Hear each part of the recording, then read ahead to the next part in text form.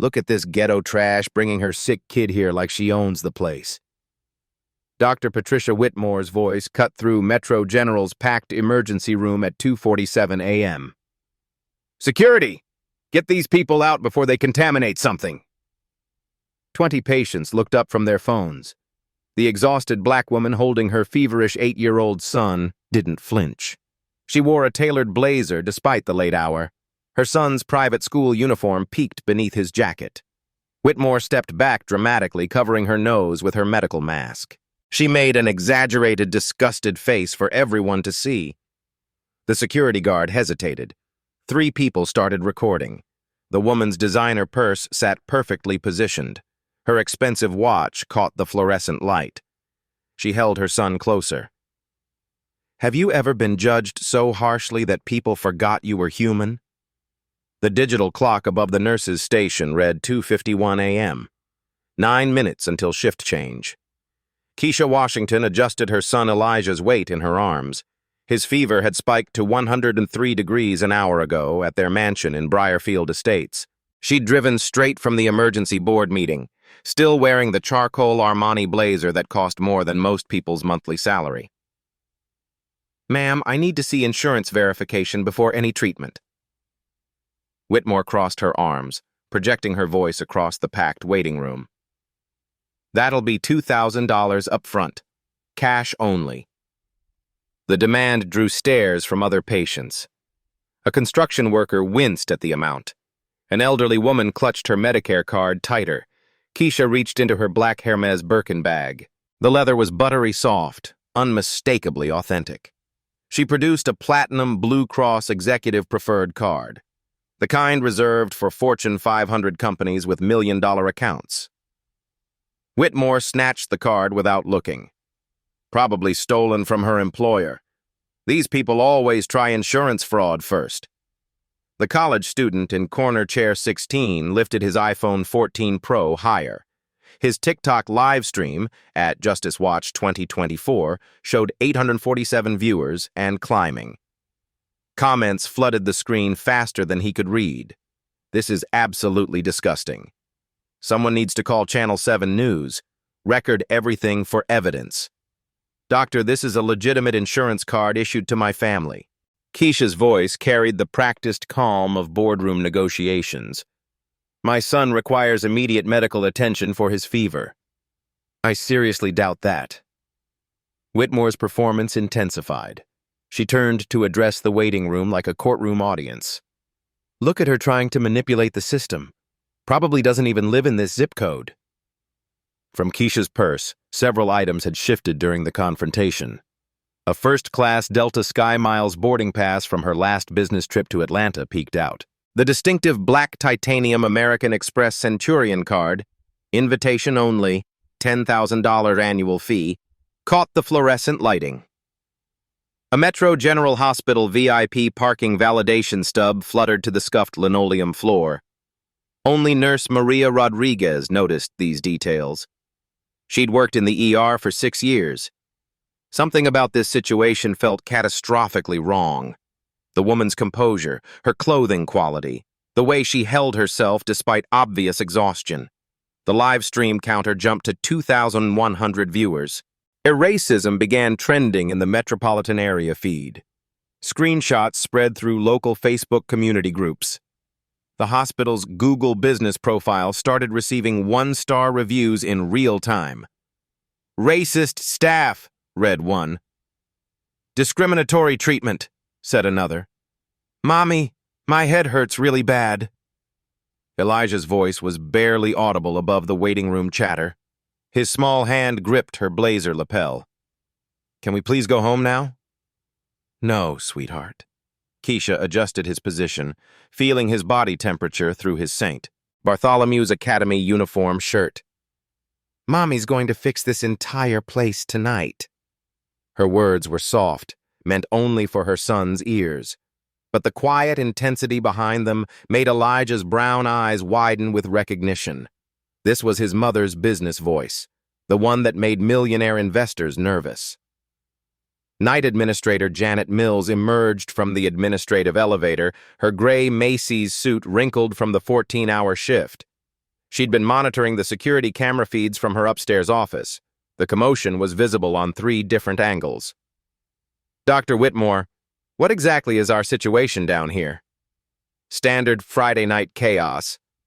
Whitmore shrugged dismissively. "Insurance fraud attempt, probably transient, definitely going to cause more problems. I've already requested security intervention." Mills conducted her own visual assessment of Keisha Washington. The tailored European-cut blazer, the confident posture despite cradling a sick child, the collection of expensive accessories that couldn't be convincingly counterfeited at any reasonable price point. But Mills had collaborated with Patricia Whitmore for 8 years. Personal loyalty trumped professional judgment. "Ma'am, if you cannot provide acceptable documentation, hospital policy requires me to ask you to seek treatment elsewhere." Mills positioned herself strategically beside Whitmore, presenting a united administrative front. "We have verified insurance patients waiting for emergency care." Security guard Marcus Thompson shifted his weight uncomfortably near the main entrance. He'd observed the entire escalating confrontation. His own daughter Zara was exactly Elijah's age and attended the same private school district. The parallel made his stomach churn with recognition and shame. "I have provided proper documentation." Keisha's business negotiation training kept her voice level. "I have premium insurance coverage. I have financial resources. I have a critically ill child requiring immediate medical intervention." "Financial resources?" Whitmore's laugh carried across the entire emergency room. "Right. Let me take a wild guess. You've got some crumpled 20s hidden in that obviously fake designer handbag?" The insult triggered a chain reaction. 7 more smartphones rose throughout the waiting room. The primary livestream viewer count exploded to 4,300 and rising. Local Facebook community groups shared the video link. Twitter algorithms picked up the trending hashtag within minutes. Keisha balanced Elijah against her hip with practiced efficiency. She retrieved her iPhone 14 Pro Max with her free hand. Her manicured finger scrolled to a contact entry labeled simply, "Margaret, Executive Assistant." "Excuse me, who exactly are you calling at this hour?" Whitmore's smirk carried theatrical smugness. "Your dealer? Some baby daddy? I can promise you that security won't respond to outside pressure." The phone connected on the first ring. "Margaret, this is Keisha Washington." Her voice projected clearly across the suddenly quiet emergency room. "Yes, the Keisha Washington from the board meeting tonight. I need you at Metro General Hospital immediately. Emergency department, bring the legal team." Complete silence blanketed the waiting area. Even the live stream comments seemed to pause in collective anticipation. Whitmore's theatrical smirk began cracking at the edges. "Washington Medical Group? You're seriously claiming employment there?" Keisha ended the call with deliberate precision. She reached into her Birkin bag one final time. Her fingers closed around heavy cardstock with embossed corporate lettering. "Keisha Washington, Chief Executive Officer, Washington Medical Group." The business card gleamed under fluorescent lighting. Real gold embossing. Corporate headquarters phone number. Executive Assistant's direct extension. That's just the beginning of who I am. The emergency room clock ticked to 2:55 a.m., 5 minutes until shift change. Washington Medical Group. The name hung in the air like smoke after a devastating fire. Every healthcare worker in the tri-state area knew that corporate empire. The largest private medical network spanning 4 states and operating 23 hospitals. Annual revenue, $2.8 billion. Market dominance, 34% of all specialist referrals throughout the entire region. The business card trembled uncontrollably in Whitmore's sweaty palm. Real embossed gold lettering caught the harsh fluorescent lighting. Corporate seal authenticated with microprinting. Executive phone numbers that bypassed standard hospital administration entirely and connected directly to C-suite decision-makers. "Mrs. Washington, I deeply and sincerely apologize for this most unfortunate misunderstanding." Whitmore's voice cracked like thin ice under pressure. Perspiration beaded across her forehead despite the aggressive air conditioning. If I had known your corporate position and professional standing, my position, Keisha's perfectly sculpted eyebrow arched with surgical precision. What position would justify treating a sick child with basic human dignity and emergency medical care?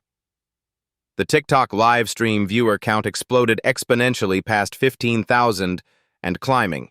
Comments scrolled faster than humanly readable. Get her fired immediately. This is going nuclear viral. Justice for the baby. Racism in real time. Screenshots flooded Instagram stories across demographic lines. TikTok's sophisticated algorithm pushed the video to trending feeds across 3 major metropolitan areas within minutes. Night Administrator Mills stepped forward desperately, her corporate damage control instincts finally kicking into overdrive. Mrs. Washington, perhaps we could relocate to a private consultation room to discuss this matter more appropriately. Discuss what exactly? Keisha adjusted Elijah's increasingly limp position against her hip. His fever was climbing dangerously. She could feel the radiating heat through his St. Bartholomew's Academy uniform shirt. Whether my 8-year-old son deserves emergency medical care. Whether I qualify as human enough for your medical establishment. Dr. James Chen emerged from Treatment Room 7, having just completed suturing a severe construction accident victim's lacerations. He immediately recognized the escalating commotion. More importantly, he recognized the distinctive Washington Medical Group business card being passed between absolutely shocked patients like evidence in a criminal trial. Chen had completed his entire medical residency at Washington Memorial Hospital downtown, Keisha Washington's flagship medical facility. He knew exactly who was standing in their emergency room holding that critically ill child. Mrs. Washington? Chen approached with careful medical professionalism. I'm Dr. James Chen, attending emergency physician. May I please examine your son immediately? Visible relief flickered across Keisha's exhausted face for the first time tonight. Please, doctor, his fever spiked dramatically an hour ago. He's been complaining of a severe headache and significant neck stiffness. Absolutely. Treatment room 12 is completely available right now. Wait just 1 minute here.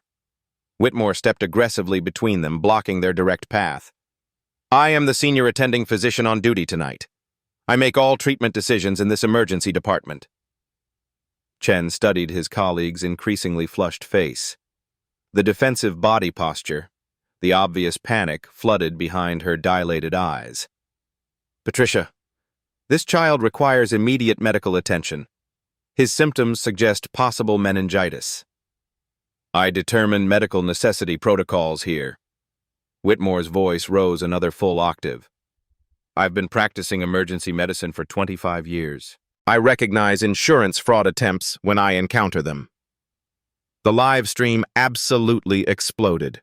Viewer count rocketed past 28,000. Local news stations began frantically monitoring social media feeds for breaking story potential. Channel 7's night assignment editor immediately dispatched their mobile camera crew. The hospital's overwhelmed public relations director received 17 urgent voicemails within 6 minutes. Insurance fraud? Chen examined the platinum Blue Cross Executive Preferred card still clutched in Whitmore's trembling hand. This is a completely legitimate corporate account. Premium coverage exclusively for Fortune 500 executives and their families. Anyone can manufacture fake documents these days with computer technology. Patricia. Chen's voice carried the precision of surgical steel. You are refusing to treat a critically ill child based on racial profiling, in front of 30 witnesses, while being live-streamed to tens of thousands of people across multiple social media platforms. The waiting room had transformed into a modern amphitheater of justice. Smartphones captured every possible angle. An elderly black woman in corner chair 23 began crying quietly. A Latino construction worker with bandaged hands stood up, fists clenched in solidarity. 3 college students formed a protective semicircle around the primary live streaming student, creating a buffer zone. Security guard Marcus Thompson made his career-defining decision. He deliberately removed his two-way radio from his utility belt and placed it ceremoniously on the reception desk. I am not removing anyone from this emergency room tonight. Mills stared at him in corporate disbelief. Excuse me? You're refusing a direct administrative order? I'm refusing to participate in a documented civil rights violation being broadcast live to the entire internet. Marcus crossed his muscular arms definitively. My daughter Zara attends the same private school district as kids who look exactly like this little boy. Keisha's iPhone buzzed insistently with incoming calls. The caller ID displayed Margaret, Executive Assistant. She answered deliberately on speakerphone for maximum impact. Mrs. Washington, I'm currently in the hospital parking garage with our complete legal team. Hospital administration is on an emergency conference call. The board of directors has been notified and activated. How would you like to proceed with this situation? Every single person in the emergency room heard Margaret's crisp, uncompromisingly professional tone. This wasn't a desperate bluff. This wasn't a street theater. This was corporate machinery activating in real time with military precision. Whitmore's face was completely drained of color. Legal team? Dr. Patricia Whitmore. Keisha's voice remained perfectly controlled, carrying boardroom authority. You have refused emergency medical care to a critically ill child. You have engaged in documented racial discrimination. You have violated multiple federal civil rights laws, all while being recorded by multiple witnesses and broadcast live to over 30,000 viewers. The social media numbers were absolutely staggering. #ER racism had jumped to the number 3 trending topic throughout the metropolitan area. Screenshots appeared instantaneously on Facebook community groups with 50,000-plus active members. Instagram stories multiplied exponentially across demographic and geographic boundaries. Local news stations prepared urgent breaking news segments. I want to see the senior hospital administrator immediately. Mills attempted desperately to regain any semblance of control. This situation requires immediate senior management intervention. Keisha smiled genuinely for the first time that night, a quiet, knowing expression that sent visible chills through everyone watching the confrontation. Janet Mills, night administrator. Annual salary, $78,000. Performance reviews available in your personnel file. Would you like me to continue with more specific details? Mills stepped backward involuntarily. How do you possibly know my exact salary?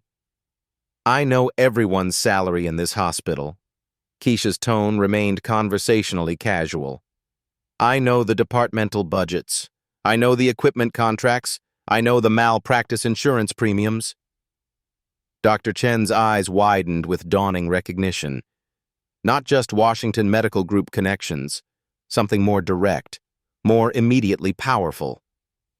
Nurse Rodriguez whispered urgently to her colleague, She knows way too much about our internal operations. I know, Keisha continued with devastating precision, that Metro General Hospital received exactly $47.2 million in referrals from Washington Medical Group last fiscal year. I know that represents 31% of your total revenue stream. I know that without those referrals, this hospital would face immediate financial restructuring. The live stream comments exploded. She owns them. They're completely screwed. This is absolutely insane. 1 minute until everything changed forever. The clock struck exactly 3:00 a.m. Keisha Washington reached into her black Hermes Birkin bag one final time. Her manicured fingers closed around a thick leather portfolio she hadn't touched all evening. The real reason she knew everyone's exact salaries. The real reason she understood Metro General's internal operations down to individual equipment serial numbers and maintenance contracts. Dr. Whitmore, you asked who I am.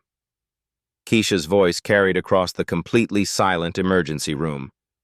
Allow me to properly introduce myself. She withdrew a substantial document bound in corporate navy blue leather. Gold embossing caught the harsh fluorescent lighting. Metro General Hospital. Board of Directors. Confidential. Every smartphone in the room immediately zoomed closer for maximum resolution. The primary TikTok livestream viewer count rocketed past 45,000 active viewers. Comments flooded faster than human comprehension. What is that document? This is about to be legendary. Someone screen record everything. I am Keisha Washington, Chief Executive Officer of Washington Medical Group. She opened the leather portfolio to reveal the first official page. I am also Chairman of the Board of Directors of Metro General Hospital. The collective gasp was audible both in person and across social media platforms. Comments exploded faster than servers could process the incoming data. She's the chairman of the board. Whitmore is absolutely dead. This is legendary justice. Someone call the coroner for Whitmore. But Keisha Washington wasn't finished with her revelations. She deliberately turned to the second page with theatrical precision. Official share ownership certificates, state corporate filings, legal documents professionally notarized and officially sealed by the Secretary of State's office. I own 51% of Metro General Hospital through Washington Healthcare Holdings, LLC, a Delaware corporation established in 2019. Complete and total silence blanketed the emergency room. Even the aggressive air conditioning system seemed to pause in respectful acknowledgement. Dr. Whitmore's face transitioned from pale to ashen gray to nauseated green. Her distinguished medical career wasn't just in professional jeopardy. Her entire existence was now completely at the mercy of the woman she had publicly called ghetto trash in front of dozens of witnesses. You, Whitmore's voice barely registered above a whisper. You actually own this entire hospital. I don't just work here, Dr. Patricia Whitmore. I own it here. Night Administrator Mills stumbled backward involuntarily into an empty wheelchair. Her administrative salary, her annual performance reviews, her employment benefits package, all of it personally signed by Keisha Washington's holding company executives. The third page of documentation revealed the most devastating truth of the entire evening.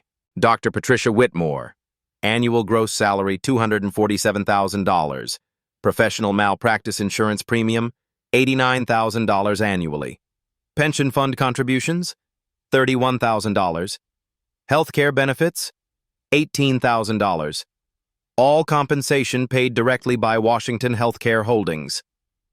Keisha's perfectly manicured finger traced the employment contract signatures. Your signature here, my authorized signature here. Contract dated November 15th, 3 years ago when we acquired this hospital.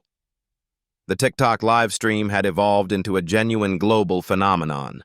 The viewer count soared exponentially past 78,000 and climbing rapidly. International viewers joined the stream from Canada, the United Kingdom, Australia, Germany. #Eracism began trending worldwide within 8 minutes, reaching the top 3 hashtags in 14 countries simultaneously. Dr. James Chen stood completely frozen beside the medication cart. He had completed his entire medical residency at Washington Memorial Hospital downtown, but he had never encountered Keisha Washington in person. The professional photographs in medical journals failed to capture her quiet, controlled power, her commanding presence under extreme pressure. Mrs. Washington, Chen finally found his professional voice. I had absolutely no idea you were the hospital owner. Doctor, Chen, you treated this situation with complete medical integrity. Keisha nodded with genuine approval. You saw a critically ill child who required immediate help. You acted according to your Hippocratic oath, unlike certain other colleagues present tonight. Nurse Maria Rodriguez stepped forward hesitantly, her hands trembling slightly. Mrs. Washington, I'm Maria Rodriguez from the cardiac unit. I've worked at Metro General for 6 years. I knew something was terribly wrong with tonight's situation.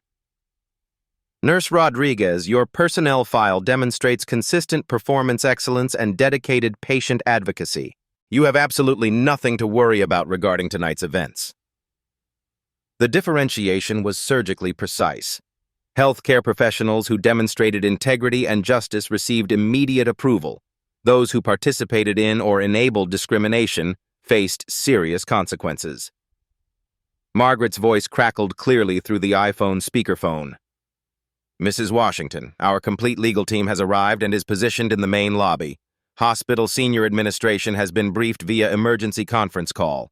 The board of directors is convening an emergency session via secure video conference from their respective locations. CNN, Fox News, and MSNBC have all requested official statements within the hour. CNN, Fox News, MSNBC. The discrimination incident had reached major national news networks within 3 hours. Keisha looked directly into Patricia Whitmore's eyes with laser focus. 25 years of distinguished medical practice. Thousands of patients were treated successfully.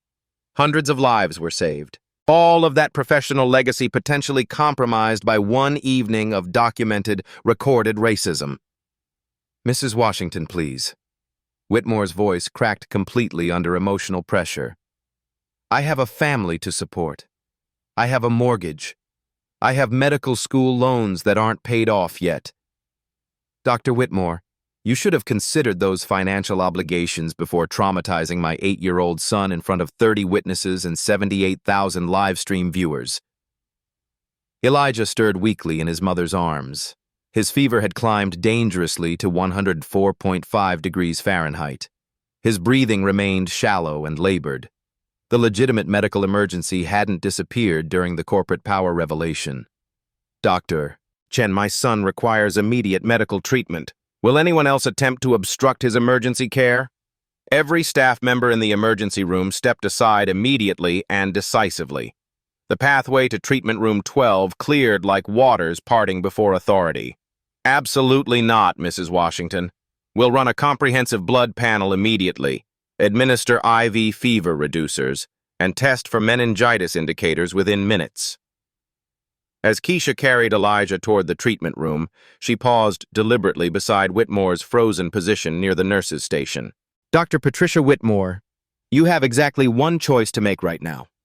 Resign immediately tonight with a neutral professional reference letter, or be terminated for cause with a federal discrimination lawsuit that will follow you to every future medical employer in this country.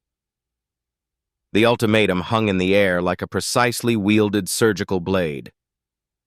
Security camera footage from tonight will be comprehensively reviewed by our legal team tomorrow morning. Patient witness testimony will be officially documented. Social media evidence has already been preserved and archived by our IT security department. This incident has generated over 78,000 documented witnesses across multiple digital platforms. Mills discovered her administrative voice. Mrs. Washington, surely we can handle this matter internally through proper channels. Janet Mills, you actively supported racial discrimination against a critically ill child. You threatened to call the police on a patient seeking legitimate emergency medical care. You enabled this entire situation through administrative cowardice and professional negligence. The precision was absolutely devastating. No emotional rhetoric, just documented facts and legal consequences. Your employment contract includes a comprehensive morality clause. Section 4.3 specifically addresses discriminatory conduct toward patients. Contract violation results in immediate termination without severance pay or benefits continuation. Mills collapsed into her desk chair. 22 years of hospital administration experience, 22 years of steady employment, all of it eliminated by one night of moral failure. The college student's TikTok live stream had evolved into appointment television for hundreds of thousands of viewers. Comment sections showed people calling in sick to work, canceling morning appointments, staying awake past dawn to witness the conclusion. This had transcended viral content. This represented real-time social justice. Mrs. Washington, Dr. Chen called from treatment room 12. Our medical team is prepared for Elijah's care. As she entered the sterile treatment room, Keisha's iPhone displayed 17 missed calls from major news networks: ABC, NBC, CBS, Fox News, CNN, MSNBC, BBC, Reuters. The Associated Press had already published a breaking news alert. The story was approaching international media coverage. But none of that external attention mattered more than her son's labored breathing and dangerous fever. Doctor, please take care of my baby first. Dr. Chen's emergency medical team moved with practiced, efficient precision. IV fluid administration, blood sample collection, continuous temperature monitoring, antibiotic preparation protocols. The quality of medical care was immediate, comprehensive, and professional. Through the treatment room's observation window, Keisha watched the emergency room undergo complete transformation.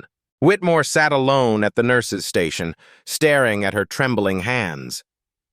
Mills made desperate phone calls to union representatives and employment lawyers. Other staff members whispered urgently about their own historical interactions with minority patients. Security guard Marcus Thompson approached the treatment room door respectfully. "Mrs. Washington, I wanted you to know that I have never been prouder to work security anywhere in my entire career." Marcus Thompson, your personnel file shows 3 formal commendations for patient advocacy and professional integrity. You acted with moral courage tonight. That dedication won't be forgotten. 45 minutes later, Elijah's dangerous fever finally broke. The IV fluids and targeted antibiotics worked efficiently. His breathing stabilized completely. Natural color returned to his cheeks. "Mommy, I feel so much better now." Relief flooded through Keisha like dam water breaking through concrete barriers. The corporate showdown, the viral footage, the international media attention.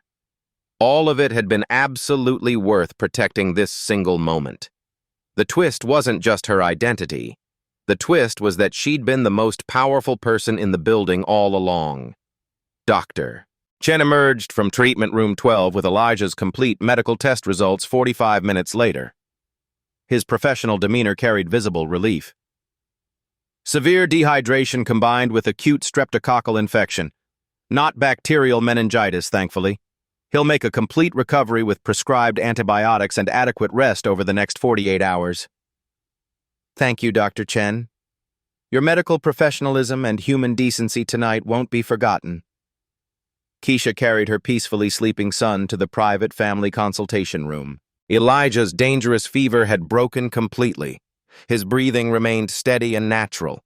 The immediate medical crisis had resolved successfully, but the corporate reckoning was just beginning.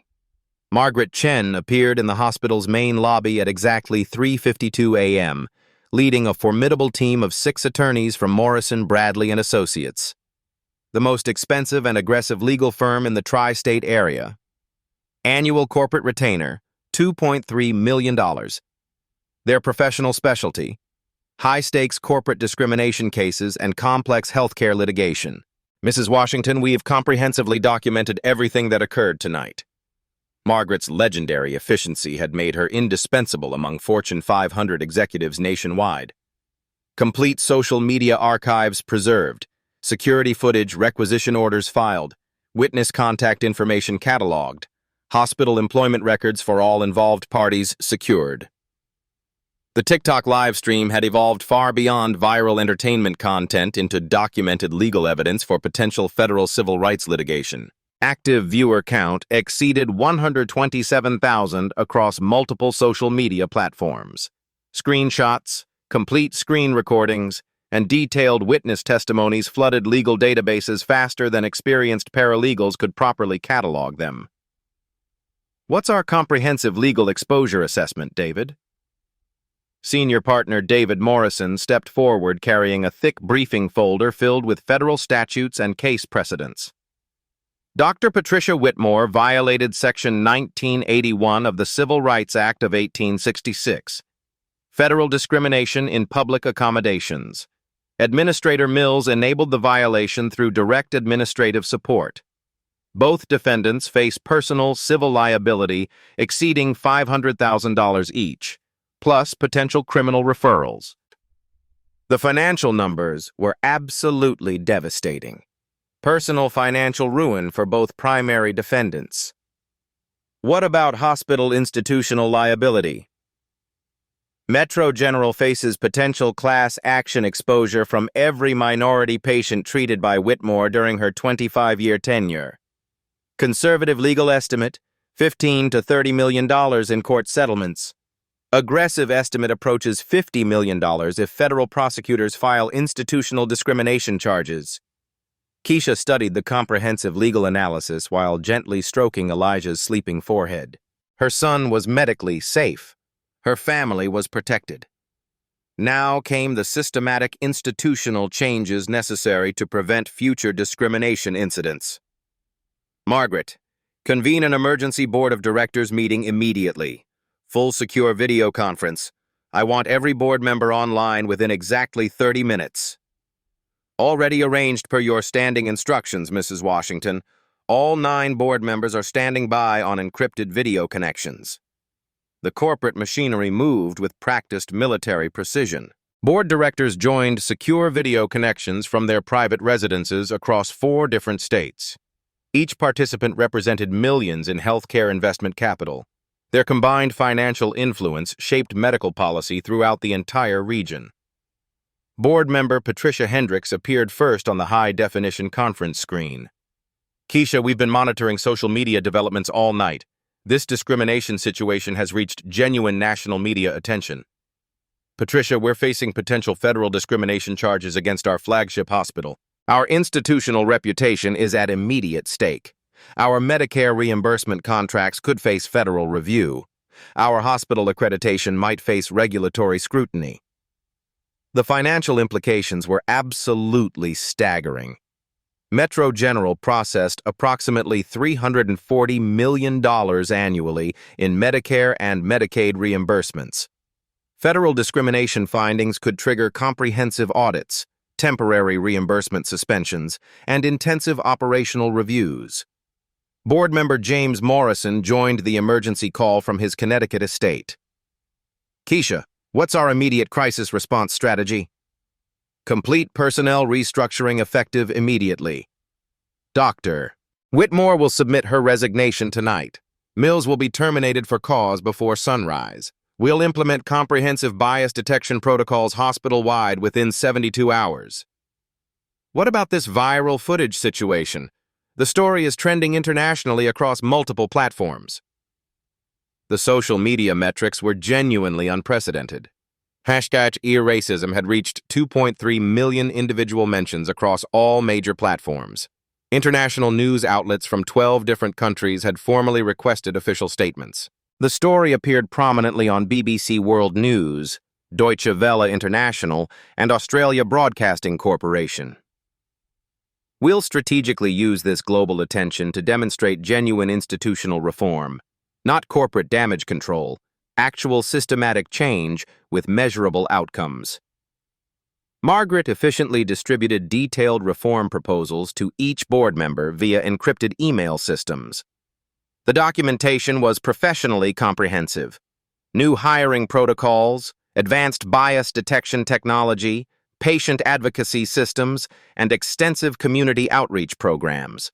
I'm proposing the Washington Protocol, Keisha announced to the assembled board. Zero tolerance for patient discrimination. Real-time bias detection systems. Immediate intervention protocols. Complete transparency in all patient treatment decisions. Board member Sarah Chen reviewed the detailed proposals on her tablet. What are the total implementation costs for this comprehensive overhaul? $4.2 million for complete system transformation, advanced technology integration, mandatory staff retraining programs, community outreach initiatives, and ongoing monitoring systems. Motion approved unanimously, Patricia Hendricks declared without hesitation. When do we begin full implementation? Tomorrow morning at 6 a.m. Press conference scheduled for 10 a.m. Complete media availability. Total transparency about tonight's events and our comprehensive institutional response. The emergency board meeting concluded at 4:23 a.m. Systematic institutional change would begin within hours. Meanwhile, Dr. Patricia Whitmore sat completely alone in the deserted hospital cafeteria, staring at her handwritten resignation letter. 25 years of distinguished medical practice. Hundreds of lives saved through emergency interventions. Thousands of patients were treated successfully. All of that professional legacy now permanently overshadowed by one night of documented racism broadcast to hundreds of thousands of witnesses worldwide.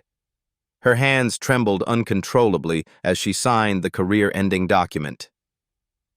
Janet Mills faced a significantly different corporate reality. Immediate termination for cause, no severance compensation, no benefits continuation, no professional references for future employment. 22 years of hospital administration ended with security personnel escorting her from the building. The college student's TikTok livestream had generated over 200,000 active viewers by dawn. Comment sections evolved into digital town halls discussing healthcare discrimination, systematic racism, and corporate accountability measures. The online conversation had transcended viral entertainment to generate genuine social discourse. Mrs. Washington. Margaret approached the consultation room carrying her smartphone. CNN has requested an exclusive television interview. Good Morning America wants a live studio appearance. The Associated Press is preparing a comprehensive investigative piece about healthcare discrimination. Schedule CNN for this afternoon. We'll use that media platform to announce our systematic reforms publicly. This situation isn't about corporate punishment. It's about systematic prevention. At 5:15 a.m., Keisha received a phone call that would potentially reshape healthcare policy nationwide. Mrs. Washington, this is Senator Patricia Johnson calling from the Senate Healthcare Committee. We've been closely monitoring tonight's events through social media. Would you consider providing formal testimony about healthcare discrimination at our upcoming congressional hearings? Congressional testimony. Federal policy influence. Systematic change extending far beyond one hospital. Senator Johnson, I would be genuinely honored to share our experience and our comprehensive reform solutions. At 6 o'clock a.m., Metro General Hospital's official Twitter account posted an unprecedented institutional statement. Metro General Hospital acknowledges that discrimination occurred in our emergency department tonight. We accept full institutional responsibility. Comprehensive reforms begin immediately. The Washington Protocol becomes our operational standard. Systematic change had begun. 6 months later, Metro General Hospital had become a model for healthcare equity nationwide. The Washington Protocol operated with mathematical precision. Real-time bias detection systems monitored every patient interaction. Artificial intelligence algorithms analyzed speech patterns, response times, and treatment decisions for discriminatory patterns. When bias indicators triggered, immediate intervention protocols activated automatically. Dr. James Chen, now Chief of Emergency Medicine, reviewed the quarterly discrimination report. 0 confirmed bias incidents in 6 months. Patient satisfaction scores among minority communities had increased 73%. Staff diversity had improved across all management levels. The transformation has been remarkable, Chen told the hospital board during their monthly video conference. We've processed over 15,000 emergency room visits since implementation. Not a single discrimination complaint. The financial impact exceeded all projections. Metro General's reputation attracted top medical talent from prestigious institutions nationwide. Patient volume increased 31%. Insurance companies offered premium contracts based on the hospital's exemplary care standards. More importantly, the Washington Protocol had spread throughout the healthcare industry. 47 hospitals across 12 states had implemented similar bias detection systems. Medical schools incorporated discrimination prevention into mandatory curriculum. The American Medical Association adopted Chen's training protocols as national standards.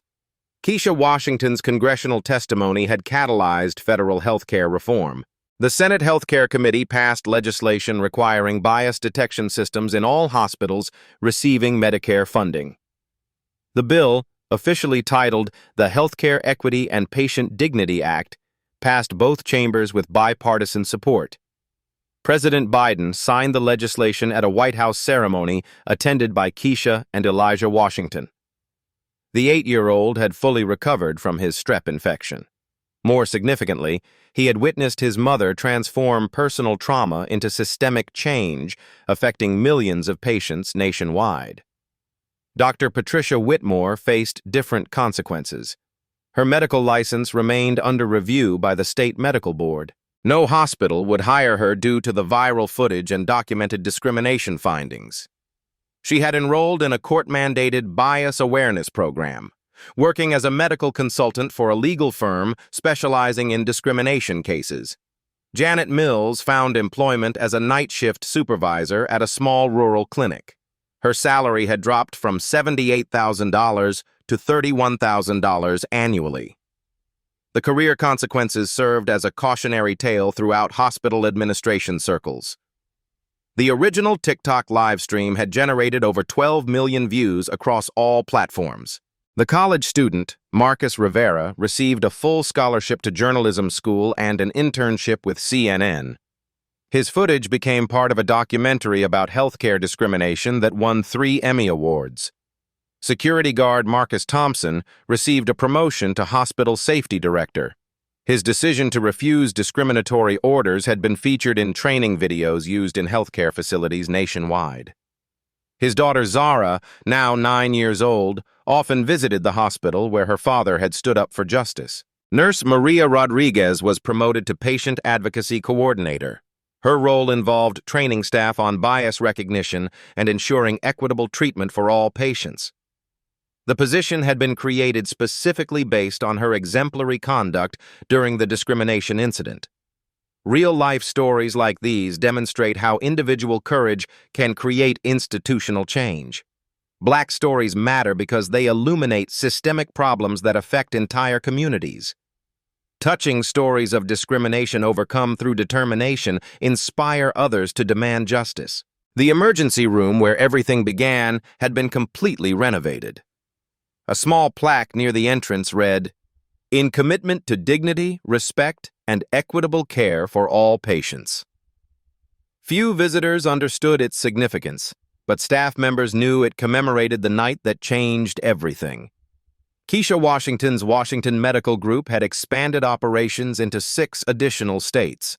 Annual revenue reached $4.2 billion, making it one of the largest healthcare networks in the nation. But financial success mattered less than the systematic changes implemented across hundreds of facilities. The discrimination incident had cost Metro General approximately $2.8 million in legal fees, settlements, and system upgrades. However, the hospital's enhanced reputation generated $15.7 million in additional revenue within the first year. Justice had proven profitable. Elijah Washington, now attending 4th grade at St. Bartholomew's Academy, occasionally visited his mother's hospital. Staff members recognized him as the little boy whose fever had sparked a healthcare revolution. He remained unaware of his historical significance, focused instead on soccer practice and mathematics homework. The live-stream viewing audience had evolved into a grassroots advocacy network. Thousands of viewers now monitored hospital social media accounts, reported discrimination incidents, and supported patients facing bias. Digital activism had created real-world accountability. Meta-analysis conducted by the Centers for Disease Control found that hospitals implementing Washington Protocol-style bias detection experienced 89% reductions in discrimination complaints. Patient outcomes improved across all demographic categories. The model had become the gold standard for equitable healthcare delivery. During a recent interview with CNN's Anderson Cooper, Keisha reflected on that February night.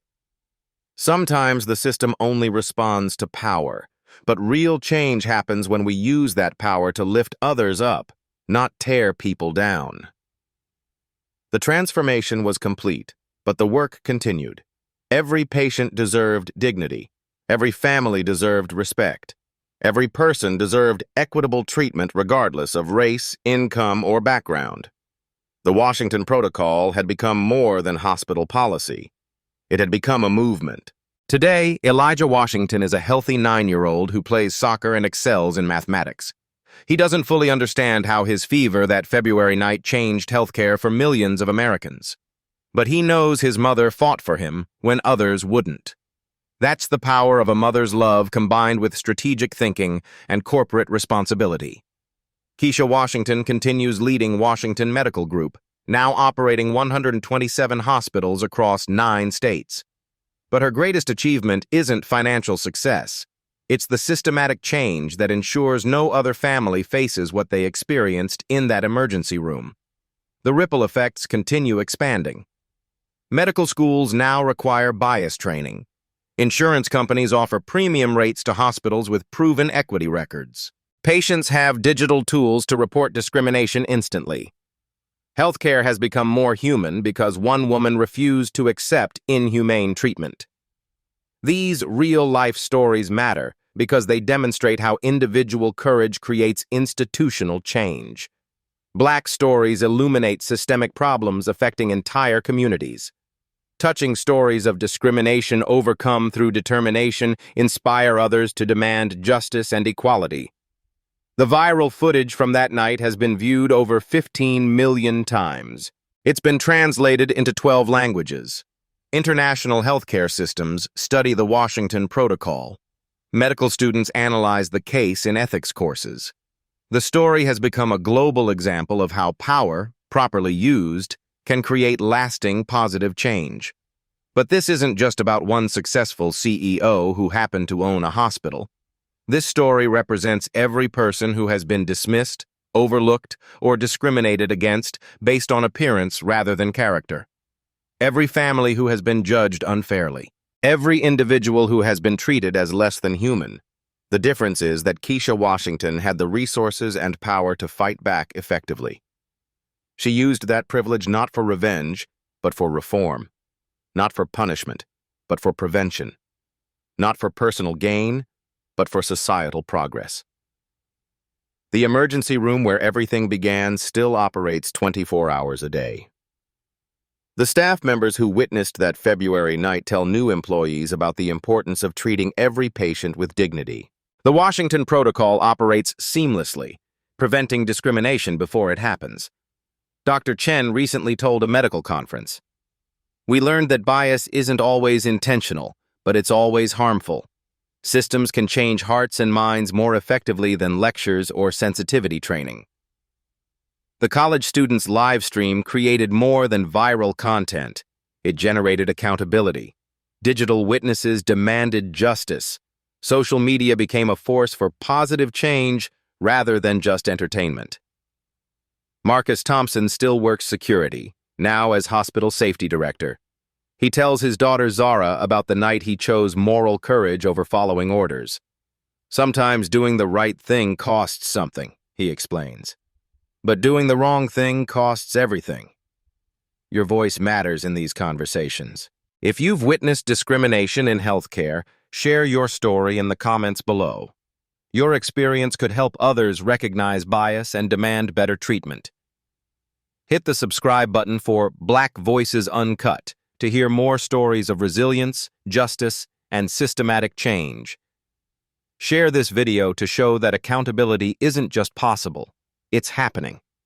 Because every person deserves dignity. Every family deserves respect. Every story deserves to be heard. And sometimes, justice delayed isn't justice denied. Sometimes, it's justice amplified.